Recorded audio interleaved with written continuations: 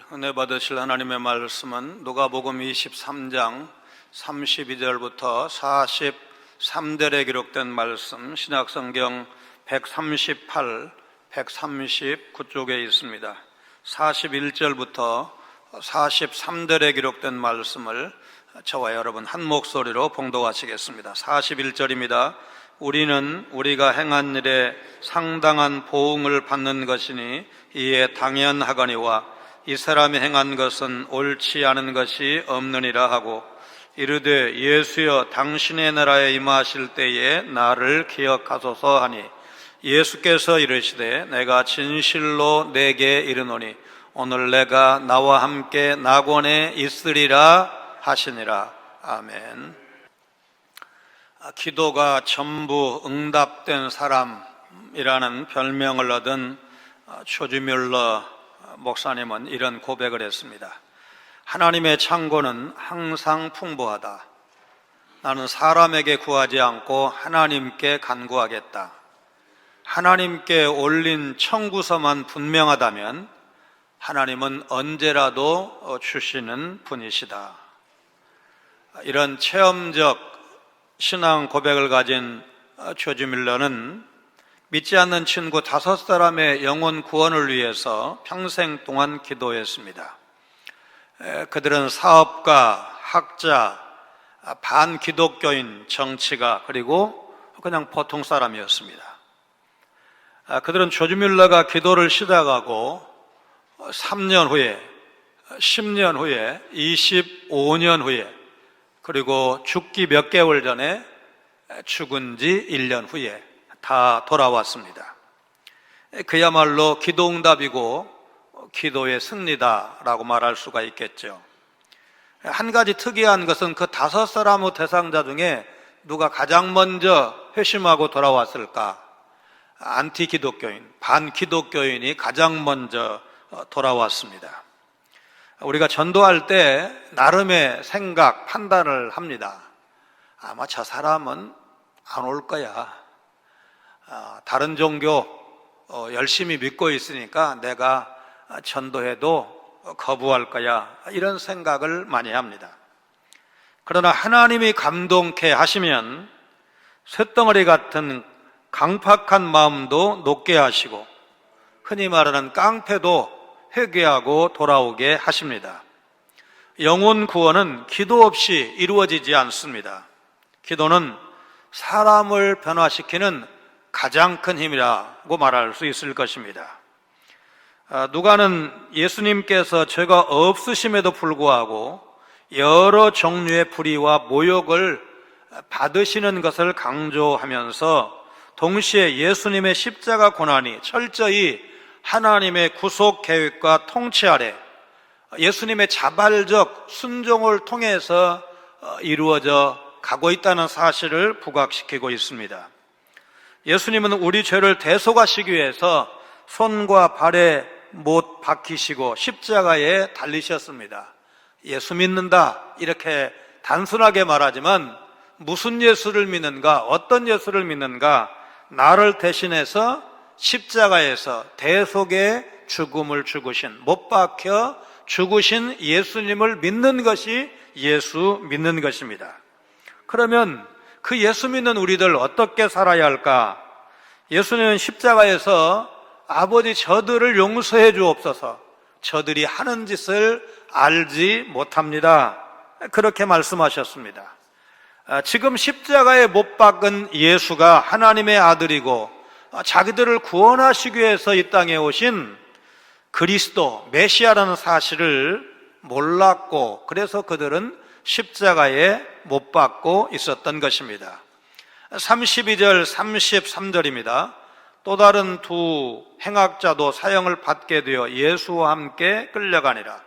해골이라는 곳에 이르러 거기서 예수를 십자가에 못 박고 두 행악자도 그렇게 하니 하나는 우편에 하나는 좌편에 있더라. 두 명의 행악자들도 예수님과 함께 십자가 처형을 당하게 되었습니다.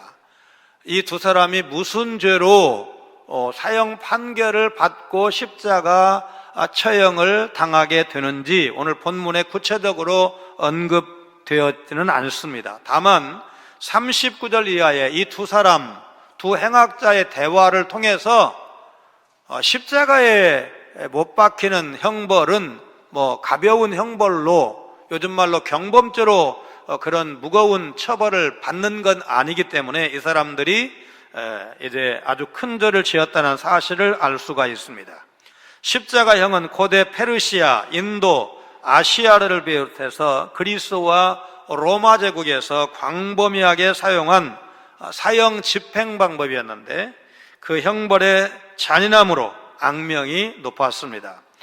BC 6세기부터 유명한 콘스탄틴 황제가 주후 337년에 이 십자가형을 금지를 시키는데 그동안 수백 년 동안 거의 1000년 가까이 시행이 되었습니다. 십자가 처형에 대해서 자세한 연구가 진행된 것은 1968년 예루살렘 북쪽 성벽 부근에서 십자가에 달린 남성의 발꿈치 뼈가 발견된 후입니다. 그 남자는 예수님의 시대와 거의 동시대 사람으로 밝혀졌고 나이는 26살 정도, 키는 167cm로 밝혀졌습니다. 이 남자의 발꿈치 뼈는 여전히 못에 박힌 채였습니다. 십자가형 자체는 생명 유지에 꼭 필요한 기관에 손상을 주지 않으면서 과다 출혈도 일으키지 않았습니다. 그래서 십자가에 매달아도 금방 목숨이 끊어지지 않았습니다. 그러나 호흡에 필요한 근육이 점차 피로해지면서 사지마비나 가사 상태의 고통스럽고 긴 과정을 겪으면서 죽음이 천천히 진행되었습니다. 몇 시간 만에 죽는 경우도 있지만 어떤 때는 숨이 끊어질 때까지 며칠씩 걸리기도 했습니다. 더 치욕스러운 것은 죽은 죄수의 장사가 허락되지 않았다는 것입니다. 따라서 아리마대 출신 요셉이 장사하기 위해서 예수님의 시신을 달라고 요구한 것은 매우 예의적이고 용기 있는 행동이었습니다. 시신은 십자가에 달린 채 새들의 먹이가 되거나 그대로 부패했습니다. 십자가형은 공개적인 처형 방법이었습니다. 죄수는 완전히 벌거벗겨져서 일자형 기둥, 십자가 또는 나무에 달린 채 지나가는 사람들로부터 심한 조롱을 받았고 국가의 권위에 도전하는 자의 운명을 일반 대중에게 냉혹하게 상기시켜주는 역할을 했습니다. 로마에서는 죄수를 십자가에 매달기 전에 먼저 채찍질을 가했고 채찍질이 끝나면 죄수는 형이 집행될 곳까지 가로대를 메고 갔습니다. 그곳에서 팔이 쭉 펼쳐진 채 십자가에 못 박히거나 묶인 후에 공중에 달렸고 세디큘라라는 작은 횡목에 앉혀졌습니다. 사진에서 볼 수 있는 횡목은 화살표가 가르치고 있죠. 죄수를 오래 버티게 함으로써 고통을 더 오래 견디도록 만든 것이었습니다. 너무나 잔인한 처형 방법이어서 로마 시민들은 대체로 십자가 처형에서 제외되었지만 극단적인 경우에는 로마 시민에게도 십자가형이 집행되었습니다. 일반적으로 십자가형은 신분이 낮은 사람, 위험한 중범죄자, 노예, 로마 점령지의 주민들에게 해당하는 형벌이었습니다. 이들에게 십자가형은 로마의 권위를 확인시켜주고 법과 질서를 유지하는 수단이었습니다. 따라서 로마령 유대 지역에서 십자가형은 로마의 점령에 대한 무력 항거를 막는 효과적인 수단이 되었습니다. 예수님과 함께 십자가 극형을 당한 두 행악자는 대체로 로마에 항가면서 민중 소요를 주동한 죄인이거나 유대 민족주의의 이름으로 살인, 강도 등의 요즘 말로 테러를 한 중죄인이었을 것입니다. 누가는 예수님이 바로 이런 중죄인과 더불어서 처형되는 것을 의도적으로 강조하고 있습니다. 34들의 십자가에 달리신 예수님이 십자가 위에서 놀라운 선언을 하십니다. 이에 예수께서 이르시되 아버지 저들을 사하여 주옵소서. 자기들이 하는 것을 알지 못함이니이다 하시더라. 그들이 그의 옷을 나누어 제비 뽑을세. 예수님은 누가복음 6장 27절 28절에서 너희 듣는 자에게 내가 이르노니 너희 원수를 사랑하며 너희를 미워하는 자를 선대하며 너희를 저주하는 자를 위하여 축복하며 너희를 모욕하는 자를 위하여 기도하라. 이 말씀을 가르치셨는데 바로 십자가 위에서 그 말씀을 몸소 실천하신 것입니다. 아버지, 저들을 사하여 주옵소서. 자기들이 하는 것을 알지 못함이니이다. 예수님은 다른 범죄자들과 동료로 취급되어서 억울하게 십자가형을 당하고 계시지만 그분의 마음속에는 자신을 처형한 자들에 대한 어떤 분노나 억울함을 보여주지 않으셨습니다. 오히려 그들을 향한 연민을 보여주셨습니다. 그래서 그들을 용서해달라고 성부 하나님께 간청하신 것입니다. 예수님의 이 간청은 온 인류를 향한 연민이요 끝없는 사랑이라 할 것입니다. 죄가 없으심에도 불구하고 극형을 받으시는 상황에서도 인간을 용서하시는 예수님의 모습을 보면서 우리는 과연 누구를 미워하는 것을 정당화할 수 있을까 묻지 않을 수가 없습니다. 과연 이런 죄인이야말로 가장 강력하게 응징해야 된다, 단죄할 수 있는 죄인이 누굴까? 예수님은 우리의 죄로 인해 돌아가셨습니다. 그러나 그분은 죄인들을 무한히 용서하셨습니다. 온 우주 만물을 다스리시는 만유의 죄를 못 받고 있다는 사실을 몰랐기 때문에 그런 짓을 한 것입니다. 여러분, 혹시 예수님이 주 하나님 되심을 알지 못하면서 살고 있다면 우리도 반기독교적인 일을 할 수 있다는 사실을 기억하셔야 됩니다. 우리 죄 때문에 십자가 고초를 겪으셨는데 여전히 죄에 대해서 아무런 문제의식이 없다면 그게 바로 문제입니다. 예수님을 바로 알고 예수님께서 달리신 십자가의 의미를 바로 알았다면 우리가 남은 날 가야 할 길은 예수님을 따라가는 것이고 자기 몫의 십자가를 지고 가는 것입니다. 예수님과 그 십자가 죽으심을 안다는 것이 무엇입니까? 우리가 어떻게 구원받았는지, 우리를 구원하신 예수님이 어떤 분이신지를 바로 아는 것입니다. 하나님이신 예수님, 그분이 바로 이 땅에 오셨고 나를 대신해서 죄인들을 위해서 십자가에서 죽으셨다는 사실을 믿는 것입니다. 35절로 38절입니다. 백성은 서서 구경하는데 관리들은 비웃어 이르되 저가 남을 구원하였으니 만일 하나님이 택하신 자 그리스도이면 자신도 구원할지어다 하고 군인들도 희롱하면서 나와 신포도주를 주며 이르되 네가 만일 유대인의 왕이면 네가 너를 구원하라 하더라. 그의 위에 이는 유대인의 왕이라 쓴 패가 있더라. 예수님은 십자가 아래에 있던 무지한 인간들의 죄를 용서해달라고 성부 하나님께 간청하셨습니다. 그러나 십자가 아래에 있던 사람들은 예수님의 모습과는 너무나 대조된 모습을 보이고 있습니다. 백성과 군병들은 인간이 할 수 있는 최악의 인격 모독과 신성 모독을 예수님께 저질렀습니다. 저가 남을 구원하였으니 만일 하나님이 택하신 자 그리스도이면 자신도 구원할지어다. 네가 만일 유대인의 왕이면 네가 너를 구원하라. 그분은 참으로 하나님의 택하신 자 그리스도였습니다. 그분은 참으로 유대인의 왕이셨습니다. 그러나 그들이 생각했던 그리스도와 왕은 아니었습니다. 그들이 생각했던 그리스도요 왕이었다면 예수님이 굳이 성육신 하실 필요도 없었고 구차하게 3년이라는 세월 동안 온갖 박해와 모욕과 궁핍한 생활에 고통을 당하실 이유도 없었을 것입니다. 하나님은 자신을 증명하실 필요가 없는 사랑의 존재이시기 때문입니다. 하나님은 죄인인 인간들을 존중하며 인간과 똑같이 되시는 방식으로 자신의 사랑을 증명하기를 원하셨습니다. 비록 인간의 온갖 오해와 불신을 받으시면서 인간 소유의 조롱과 망신을 당하는 일이 필연적으로 일어난다 하더라도 그런 방식을 취하셨습니다. 그렇다면 우리는 과연 어떤 그리스도를 믿고 있는가? 아니 어떤 그리스도를 원하고 있는가? 내비게이터 창시자인 도슨 토론맨은 이런 말을 했습니다. 하나님은 그분께 90%를 헌신한 100명보다 100%를 헌신한 단 한 사람을 통해 더 많은 것을 하실 수 있으시다.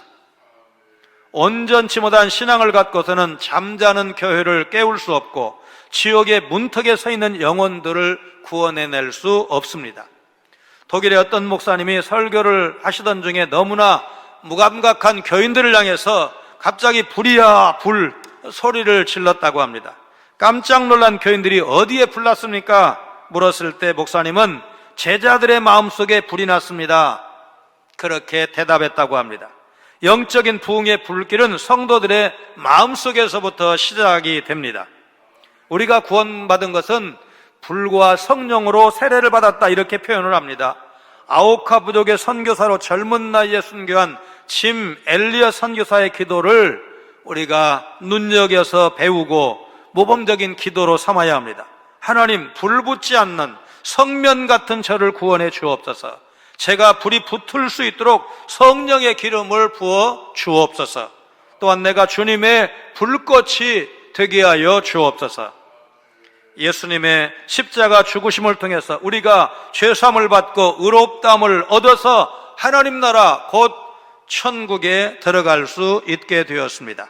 우리를 위해 십자가에서 죽으셨는데 그 아래에서 사람들이 지금 무슨 일을 하고 있습니까? 비웃고 희롱하고 있습니다. 여러분, 그 상황 우리가 영화를 통해서도 본 그 광경을 생각하시면서 어떤 상황인지 우리는 충분히 설명할 수가 있습니다. 망령된 일입니다. 그분이 만왕의 왕이시고 만주의 주신데 지금 이 순간에 하늘 보좌 우편에서 온 땅을 다스리시는 주권자 전능하신 하나님이신데 그분이 이 땅에 오셨을 때 인간들은 그분을 알아보지 못하고 희롱하고 조롱하고 십자가에서 모진 치욕을 다 당하게 하시고 죽게 하셨습니다. 그분이 바로 나의 하나님, 나의 주님이십니다. 그분을 정확히 알았다면 우리는 그분 앞에 감사하고 찬양하고 영광을 돌리고 그분이 걸어가신 길을 따라가는 것이 마땅하다는 것, 자기 몫의 십자가를 지고 걸어가는 것이 마땅하다는 사실을 우리는 인정하지 않을 수가 없습니다. 예수님에 대해서 잘 알면서도 순종하지 않는 것이 가능할까? 지적으로는 예수 그리스도의 구원에 대해서 잘 설명해서 지적으로는 동의할 수 있지만 행동이 따라가지 않는다, 믿음이 없다는 것은 바로 그것을 그냥 머리로만 인정을 하고 가슴으로 인정하지 않기 때문에 예수님을 만왕의 왕으로 만주의 주로 나의 하나님이라고 나의 주님이라고 고백할 수가 없는 것입니다. 그래서 순종도 못하는 것입니다. 39들의 한 사형수가 예수님을 이렇게 비방했습니다. 달린 행악자 중 하나는 비방하여 이르되 네가 그리스도가 아니냐, 너와 우리를 구원하라 하되, 예수님과 함께 십자가형을 당한 강도 두 사람 가운데 하나가 네가 그리스도가 아니냐, 너와 우리를 구원하라. 그 순간에도 예수님을 비방하고 있습니다. 물론 고통 중이기 때문에 고통 중에 나온 말이다 이렇게도 너그럽게 볼 수도 있겠지만 분명한 것은 비방조로 그렇게 말한 것입니다. 40절로 42절 두 사람, 강도 두 사람이 동시에 십자가에 달렸지만 두 사람의 운명은 극명하게 나뉘었습니다. 무엇이 이 두 사람의 운명을 나누었을까요? 하나는 그 사람을 꾸짖어 이르되 네가 동일한 정죄를 받고서도 하나님을 두려워하지 아니하느냐? 우리는 우리가 행한 일에 상당한 보응을 받는 것이니 이에 당연하거니와 이 사람이 행한 것은 옳지 않은 것이 없느니라 하고 이르되 예수여 당신의 나라에 임하실 때에 나를 기억하소서 하니. 다른 사형수는 이런 비방을 논박했습니다. 사형을 당하면서도 예수님을 비방하는 다른 사형수를 책망하면서 하나님을 두려워하지 아니하느냐 꾸짖고 있습니다. 우리는 우리가 행한 일에 상당한 보응을 받는 것이니 이에 당연하거니와 이 사람이 행한 것은 옳지 않은 것이 없느니라. 그는 예수님이 죄 없이 억울하게 사형 당하신다고 단언하고 있습니다. 강도의 이런 판단은 놀랍게도 빌라도와 헤롯의 판단, 백부장의 고백과 일치하는 것을 우리가 누가복음 26장에서 읽을 수가 있습니다. 누가복음 23장 4절, 14절, 22절입니다. 빌라도가 대제사장들과 무리에게 이르되 내가 보니 이 사람에게 예수에게 죄가 없도다 하니 14절 이르되 너희가 이 사람이 예수님입니다. 이 백성을 미혹하는 자라 하여 내게 끌고 왔도다. 보라 내가 너희 앞에서 신문하였으되 공개적으로 신문을 했는데 너희가 고발하는 일에 대하여 이 사람에게서 죄를 찾지 못하였고 예수님에게서 죄를 찾지 못하였다고. 22절에도 빌라도가 세 번째 말하되 이 사람이 무슨 악한 일을 하였느냐 나는 그에게서 죽일 죄를 찾지 못하였나니 때려서 놓으리라 하니. 놀랍게도 빌라도 총독의 말을 받아서 헤롯 왕도 15절에서 예수님이 죄 없다고 말합니다. 헤롯이 또한 그렇게 하여 그를 우리에게 도로 보내었도다. 보라 그가 행한 일에는 죽일 일이 없느니라. 십자가 처형을 처음부터 지켜본 백부장, 이방인입니다. 로마 군인입니다. 이 사람이 우리가 기억하는 예수님의 무죄 증언자 중에 아주 유력한 증언을 했습니다. 23장 47절입니다. 백부장이 그 된 일을 보고 하나님께 영광을 돌려 이르되 이 사람은 정령 의인이었도다 하고. 백부장은 여러분 집행자 쪽 아닙니까? 사형 판결은 빌라도가 내렸어도 그 모든 과정을 지켜본 사람, 100명의 군대를 통솔을 해서 예수님의 모든 십자가 처형 광경을 다 지켜본 사람이 마지막으로 한 말이 뭡니까? 예수님이 십자가에서 이미 운명하셨습니다. 운명하신 다음에 이 사람은, 예수님은 분명 의인이었도다. 그런데 이 사형수가 죽기 직전 예수님을 향해서 예수여 당신의 나라에 임하실 때 나를 기억하소서, 정말 주목할 만한 한마디를 했습니다. 이 강도는 예수님의 왕권을 받아들이고 그 왕권이 죽음을 초월한 것임을 믿었던 것입니다. 십자가형을 당했다는 것을 본다면 그는 분명히 로마의 중죄를 지은 사람입니다. 그런데 그가 십자가에 매달려 죽어가시는 예수님을 보고 당신의 나라, 곧 당신의 왕국을 말하면서 예수님이 왕이심을 고백하고 있습니다. 당신의 나라, 당신의 왕국에 들어가실 때를 말하면서 예수님이 왕으로 등극하실 것을 믿고 있었습니다. 십자가에 못 박히신 예수님이 죽음의 선을 넘어서 왕으로 취임하셔서 왕국을 다스리실 것임을 믿고 그때 자기를 기억해달라고 간청을 했습니다. 이런 부탁은 이 강도가 예수님을 메시아로 믿고 있었기에 가능한 부탁이었습니다. 그가 죽음의 문턱에서 만난 메시아는 그와 함께 못 박혀 죽어가는 죄수로 자신의 옆에까지 와 계셨습니다. 그는 유대인들이 바랐던 정치적 군사적 메시아상을 버리고 메시아의 나라에 대한 지금까지의 자기의 기대도 바꾸었습니다. 이제 그에게는 십자가에 못 박히신 예수님이 메시아이시고 그분의 나라는 죽음 이후의 세계에도 존재하는 나라라고 믿고 있습니다. 십자가 처형도 죽음의 문턱도 이 나라를 이기지 못한다는 사실을 믿고 있었습니다. 이 사형수의 짧은 한마디는 그의 회심과 믿음을 고스란히 보여준 것이다 라고 말할 것입니다. 그래서 죽기 전에 말 한마디로 구원받은 것, 부끄러운 구원이라고 곧잘들 말씀을 하시는데 그렇지 않습니다. 부끄러운 구원이 아니고 그가 할 수 있는 신앙 고백은 분명히 했고 예수님으로부터 그 신앙 고백을 인정받았습니다. 예수님은 회개하는 강도를 향해서 43절에 예수께서 이르시되 내가 진실로 내게 이르노니 오늘 네가 나와 함께 낙원에 있으리라 하시니라. 여러분, 이보다 더 확실하게 구원을 보장받은 사람 있습니까? 여러분, 성경에 보면 이 사람이 구원 받았을까 못 받았을까 긴가민가 하는 사람 많습니다. 그런데 예수님이, 구원의 주님이, 천국의 주인이신 그분이 여러분, 이 강도 오늘 네가 나와 함께 낙원에 있으리라. 이제 잠시 후면 예수님도 강도도 죽는데 죽음 직후에 낙원에 들어갈 것을 분명하게 약속하셨습니다. 이 낙원은 보통 영어로 파라다이스 그렇게 말하죠. 구원받은, 믿음으로 구원받은 의인들이 가는 곳을 말합니다. 예수님께서 이 사형수의 회개와 믿음을 받아들이고 구원을 약속하셨기 때문에 이제는 아무도 그를 정죄할 수가 없습니다. 맥스 루케이도가 쓴 글 중에 재미있는 이야기, 오늘 본문과 딱 맞아떨어지는, 어쩌면은 본문을 좀 패러디해서 한 재미있는 이야기가 있습니다.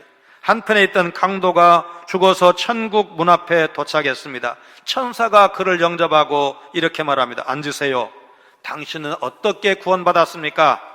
저는 예수님께 그분의 나라에 임하실 때 나 좀 생각해 주세요, 그렇게 말한 것밖에는 없습니다. 아, 그렇군요. 그분이 왕이신 줄은 어떻게 아셨습니까? 나사렛 예수, 유대인은 왕이라는 명패가 그분의 머리 위에 걸려 있었거든요. 아마도 예수님의 수제자인 베드로가 붙여 놓았을 겁니다. 아니요, 베드로는 그 자리에 없었습니다. 그럼 요한이 붙였을까요? 예수님께서 요한에게 무슨 부탁을 하시는 것 같던데 요한도 아닙니다. 그래요? 그러면 누가 나사렛 예수, 유대인의 왕이라는 명패를 붙였습니까? 그 명패를 붙인 사람은 바로 본디오 빌라도입니다. 빌라도요? 빌라도는 예수님을 십자가에 못 박도록 내준 바로 그 사람 아닙니까? 맞습니다. 빌라도는 자신이 명령해서 나사렛 예수 유대인의 왕이라는 패를 붙이고도 자신은 그것을 믿지 않은 어리석은 사람입니다. 자, 모든 수속은 끝났습니다. 이번에도 문을 열고 안으로 들어가셔서 팻말을 따라가시면 됩니다. 올바른 행동을 결정짓는 것은 올바른 믿음입니다.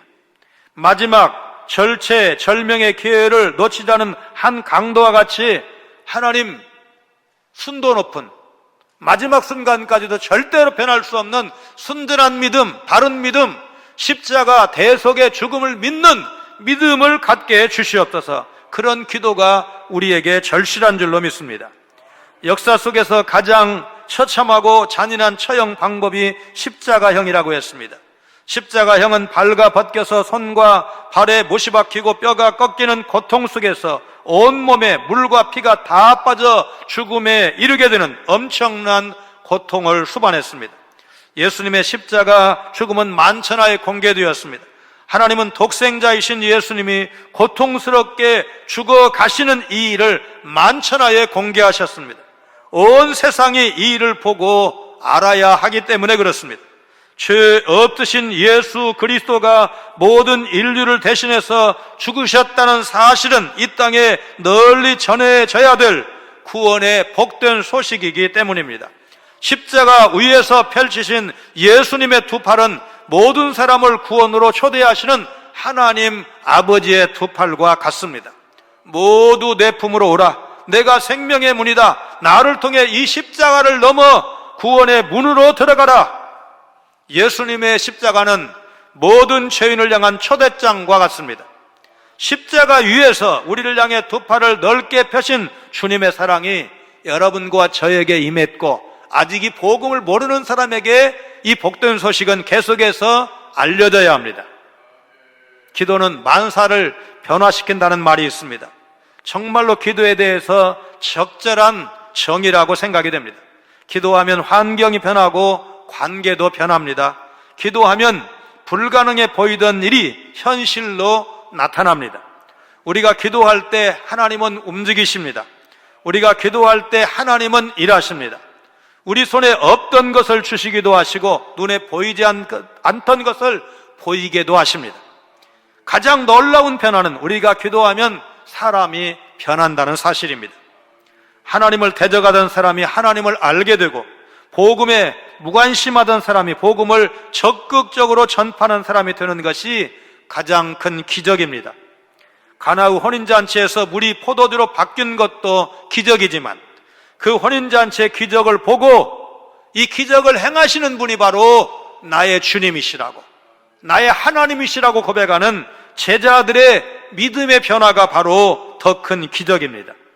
모든 사람의 변화 뒤에는 남모르는 기도가 있습니다. 아직 돌아오지 않는 자녀들을 향한 아버지와 어머니의 기도가 있고, 믿지 않는 남편을 향한 아내의 기도, 역시 또 믿지 않는 아내를 향한 남편의 기도가 있습니다. 기도는 사람을 변화시키는 가장 큰 힘입니다.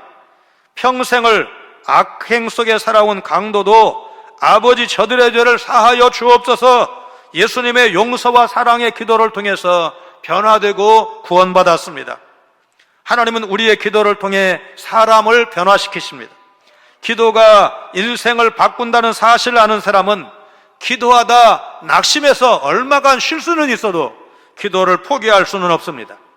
우리가 그 사람을 위해 기도하기를 포기하지만 않는다면 하나님은 우리의 기도에 응답하실 것입니다. 당장 그 사람이 변하지 않는 것처럼 보여도 낙심하지 말고 계속해서 기도하시기를 바랍니다. 무엇보다도 예수님이 나보다 그 사람을 더 사랑하고 계시고 돌아와 집을 나간 자여 돌아와 그가 돌아와서 구원받기를 기뻐하신다는 사실을 여러분 믿으시기를 바랍니다. 그 사람의 구원과 변화를 가장 갈망하시는 분은 다름 아닌 예수님이라는 사실. 그래서 예수님이 포기하지 않으시면 우리도 포기할 수가 없고 계속해서 기도하고 때가 차면 그가 돌아와서 하나님께 영광을 돌리는 정령의인이었도다. 백부장이 이방인이 이런 고백을 하게 되는 놀라운 역사가 우리의 기도를 통해서 예수님의 십자가 복음을 통해서 가능하다는 사실 믿으시고 기도하시고 이런 역사가 여러분의 체험이 되시기를 주님의 이름으로 축원합니다. 거룩하신 하나님, 골고다 언덕 세 개의 십자가가 있었고 양편의 강도들과 주고받은 대화를 통해 한편 강도가 예수님으로부터 직접 오늘 네가 나와 함께 낙원에 있으리라 구원받은 극적인 이야기를 들려주시니 감사를 드립니다. 주님의 나라 임하실 때 나를 기억해달라는 그 한마디가 그의 영혼을 구원하는 놀라운 구원을 가져왔다는 사실을 오늘 우리 모두가 기억하기를 원합니다. 아무런 선을 행하지 않았어도 복음을 믿을 수 있는 마지막 기회를 놓치지 않고 주의 은총을 구하면 응답하시는 주님의 주권적인 구원의 역사를 보여주셨사오니 지금까지 기도했어도 응답받지 못했다고 오랜 세월 때로는 수십 년 기도했지만 변화되지 않는다고 그러나 그를 주님이 포기하지 않으셨다면 나도 포기할 수 없다는 사실을 기억하며 그 영혼 구원받기를 계속 기도하게 하시고 때가 차면 예수님의 이름을 부르고 십자가 호산나 주님의 이제 그 놀라우신 십자가 구원을 찬양하며 영광을 돌리는 아름다운 간증이 나올 수 있도록 주여 우리의 기도에 응답하여 주옵소서. 예수님 거룩하신 이름으로 간절히 기도하옵나이다. 아멘.